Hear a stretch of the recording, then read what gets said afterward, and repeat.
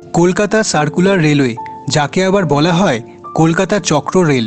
ম্যাপের সাহায্যে জানতে পারবেন এই লাইনের সমস্ত স্টেশন এবং বেশ কিছু তথ্য।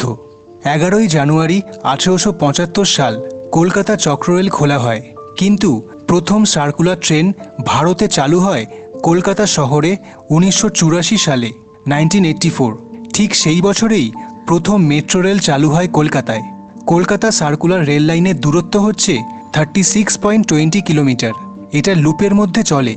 ইস্টার্ন রেলের আন্ডারে শিয়ালদা ডিভিশন অপারেট করে এবং অবশ্যই এটা কলকাতা সাবারবান রেলওয়ের মধ্যে পড়ছে। এবারে চলুন ম্যাপের সাহায্যে গল্প হবে। শুরু হচ্ছে দমদম জাংশন স্টেশন থেকে। দমদমের পর স্ট্রেট যাচ্ছে বিধাননগর, আর বাঁদিকে একটা লুপ লাইন চলে যাচ্ছে, যার প্রথম স্টেশন পাতিপুকুর।